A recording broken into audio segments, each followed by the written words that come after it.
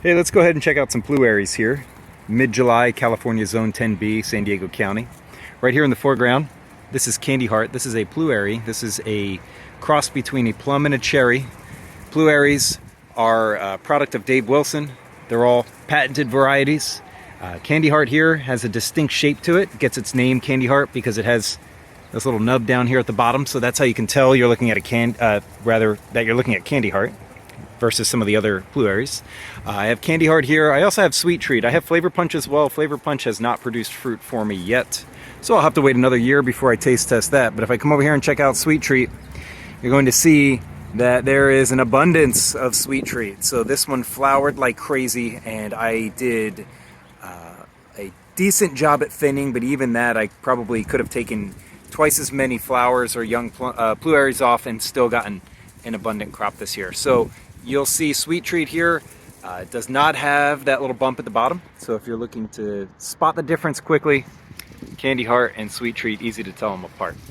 Candy Heart is entirely red, almost like a dark purple even when you rub off the bloom. Sweet Treat, on the other hand, has hints of yellow. In fact, when we bite into the fruit, I'll show you that the flesh color is different as well. But initial impressions here, mid-July, Candy Heart for me is ready. Sweet Treat is going to need just a few more days. These two varieties, they flowered at the same time, so it makes sense that they ripen up at the same time. Again, just a comment on Flavor Punch. Flavor Punch flowered way later, several weeks later, and many of my plums, pluots, and Pluerries had already flowered at that point, and I assume Flavor Punch needs cross-pollination, so it did not fruit for me this year. None of those flowers set fruit. And so that is sort of an initial strike against Flavor Punch before I have even tried the variety. So if you're looking for two Pluerries that will complement each other and pollinize one another, Sweet Treat, Candy Heart. In my experience, these are a great combo. Let's go check them out. Let's go take a bite into it. So if you look at the size difference between the two, you'll see Candy Heart is significantly larger. And you'll see here at the top, as I was mentioning earlier, Sweet Treat has a little bit of yellow. The flesh is yellow on the inside. Candy Heart, on the other hand, is almost entirely red, pink red, dark red. Both of these are sort of favorites for folks who struggle to grow cherries. I have cherries and I'm successfully growing them. I had a huge crop this year. Mini Royal in particular does really, really well for me in San Diego.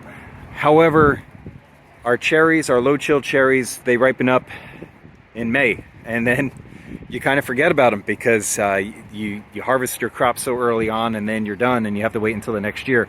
So if you're looking for that cherry flavor and the low chill cherries just come and go quickly, go for some Pluerries. They'll ripen up for you midsummer. All right, so again, this is Candy Heart and Sweet Treat. Let's go ahead and give them a try. The flesh and the inside of Sweet Treat is yellow. It's sweet, it's juicy, and it has a very slight hint of cherry. You could definitely tell that it has a different flavor than, let's say, a pluot, which doesn't have that cherry flavor, or really any plum. Let's go ahead and try Candy Heart.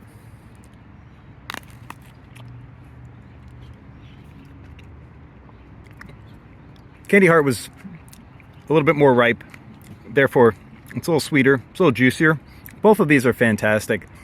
I have to give the nod to Candy Heart just because it has a flavor that I just prefer. It's juicier. And while I don't have as many growing on my tree, the ones that I do have are much larger. So bigger bang for your buck, if you will. Really though, with Pluerries, you can't go wrong with either one. This is Candy Heart and Sweet Treat.